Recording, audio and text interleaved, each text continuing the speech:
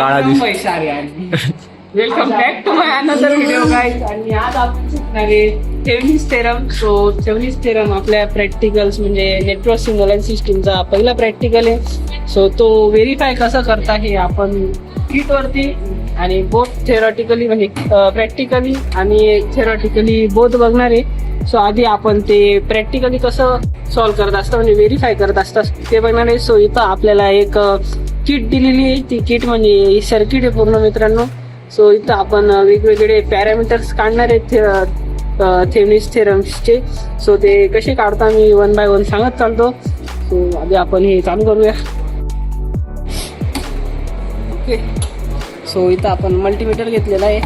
सर्वात आधी ना काय करायचं मित्रांनो की जो आपला व्होल्टेजचा सप्लाय दिलेला आहे आपण तो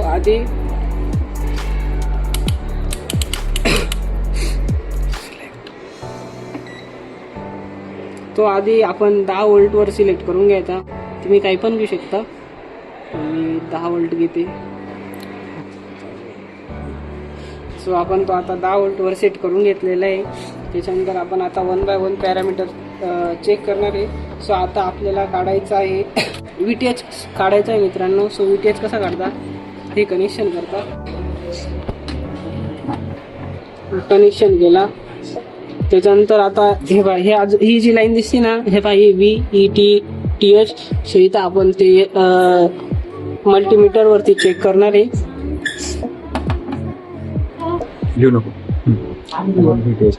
सो इथं आपल्याला VTH आलेलं आहे 1.68 समथिंग म्हणजे परफेक्टली. सो आपण आता नेक्स्ट IL काढणार आहे. सो त्याच्यासाठी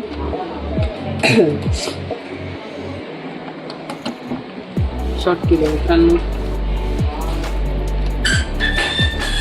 IL कॅल्क्युलेट करण्यासाठी कनेक्शन केलेले. सो आता IL साठी आपण आकृती काढून इकडं सेट करू. त्यानंतर हे मिली एम्पियरला सेट करू.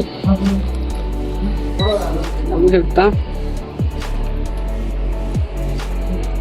सो बघू शकता 0.40 तुमची व्हॅल्यू येते. IL ची व्हॅल्यू 0.40 येते. सो इथं कनेक्ट करायचं. सो याप्रमाणे काही कनेक्शन करून घ्यायचे. बघून घ्या एकदा. तुम्ही स्क्रीनशॉट घेऊ शकता याचे. 0.40 त्याच्यानंतर आपण आता RTH कॅल्क्युलेट करणार आहे. सो त्याच्यासाठी आपण यांना सर्व काढून घ्यायचं आधी.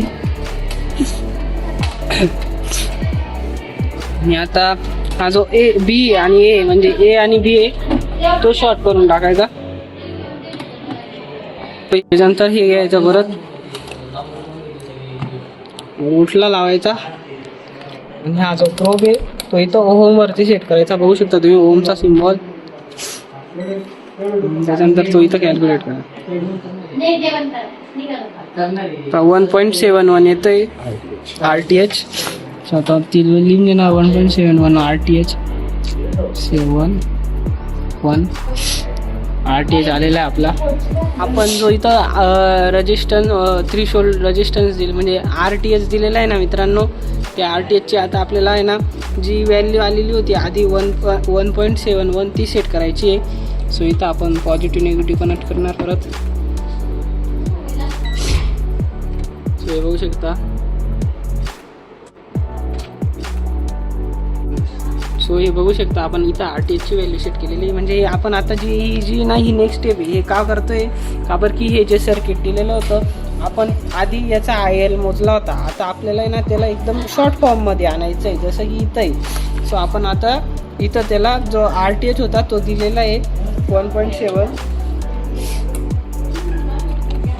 सो आपली आता नेक्स्ट स्टेप की इकडला जो व्होल्टेज आहे ना तो चेंज करायचा आहे. आता व्होल्टेज इथं काय टाकायचा जो आपण फाइंड केलेला होता 1.67 इथं जावा. इथं जो फाइंड केलेला होता 1.67 आधी स्टार्टिंगला तो इथं सेट करायचा आहे व्होल्टेजला.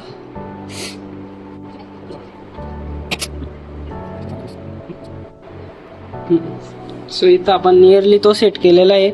आता आपल्याला लास्ट एक IL फाइंड करायचा आहे. लास्ट स्टेप आहे प्रॅक्टिकलची. सो आपण परत ते सर्व कनेक्शन करणार. सो इथं हे हा याला जाईल नंतर हा याला जाईल. जर हे घ्यायचं परत मिली एम्पियरला लावायचं, मिली एम्पियरवर घ्यायचं, सिलेक्ट करायचं, तुमचा पॉझिटिव्ह आणि तुमचा निगेटिव्ह बघू शकता. 0.45 तुमचा आलेला आहे, म्हणजे तो नियरली जो आधीचा जो होता त्याला थोडं सेम आहे. सो असं काही थेवनिस थेरम होतं. सो थेवनिस थेरम काय राहतो, त्याचं मिनिंग काय आहे, म्हणजे त्याची डेफिनेशन काय आहे की जे कॉम्प्लेक्स सर्किट असतात ना त्याला आपण असं छोटं सर्किटमध्ये कन्वर्ट करून घेतो, ज्याच्याने आपल्याला ते समजायला सोपं जातो, त्याचा करंट मेजर करायला सोपं जातं. जसे की तुम्ही पाहिलं स्टार्टिंगला आधी आपण पहिले सर्व वेगवेगळे कनेक्शन करून IL काढला, RTH काढला. सो ते थोडं लेंदी प्रोसेस होती, पण नंतर आपण शेवटी काय केलं की जे इकडली व्होल्टेजची व्हॅल्यू सेट केली, तिकडली RTHची व्हॅल्यू सेट केली, पटकन आपला IL तिसऱ्या स्टेपला निघाला. सो हे थेरमचा इम्पॉर्टन्स आहे, म्हणजे ॲप्लिकेशन आहे की जे कॉम्प्लेक्स सर्किट राहतात ते सिम्प्लिफाय होऊन जातं. ह्या लेवलबरोबर एकदा थेरॉटिकली बी बघून घेऊ. सो एकही सर्किट दिलेलं होतं. सो याच्यातला आपण जो RL आहे तो आधी रिमूव्ह केलेला आहे आणि हे सर्किट तयार झालं आहे. सो इथं आपण ह्या लूपला आपण किरचॉफ व्होल्टेज लॉ अप्लाय केला. सो आपल्याला इथं करंट भेटलेला आहे. त्याच्यानंतर आपण VTH कॅल्क्युलेट केला I/R. सो आपण करंट हा घेतला आहे आणि रेजिस्टन्स हा घेतलेला आहे मित्रांनो. त्याच्यानंतर आपल्याला VTH भेटला. त्याच्यानंतर आपण इक्विव्हॅलेंट काढला, म्हणजे RTH काढला. सो ते सिरीज पॅरलल फॉर्म्युला वापरून त्याच्यानंतर तो 11.77 भेटलेला होता. आणि हे जे कॉम्प्लेक्स सर्किट होतं याचं सिम्प्लिफाय सर्किट असं बनवलं जातं. आपण इथं जो व्होल्टेज आपल्याला भेटलेला होता VTH तो इथं लिहिला. त्याच्यानंतर आपल्याला जो RTH भेटला तो इथं लिहिला आणि जो आपला RL जो रेग्युलरचा 10 व्होल्ट होता तो. सो असं जे मोठं सर्किट होतं तिथं सिम्प्लिफाय वर्जन इथं झालेलं आहे. हेच या प्रॅक्टिकलचं उद्दिष्ट होतं मित्रांनो, म्हणजे या प्रॅक्टिकलचं कन्फ्युजन होतं. सो व्हिडिओ आवडला असेल तर व्हिडिओला लाईक करा. या व्हिडिओमध्ये एवढंच. थँक्यू.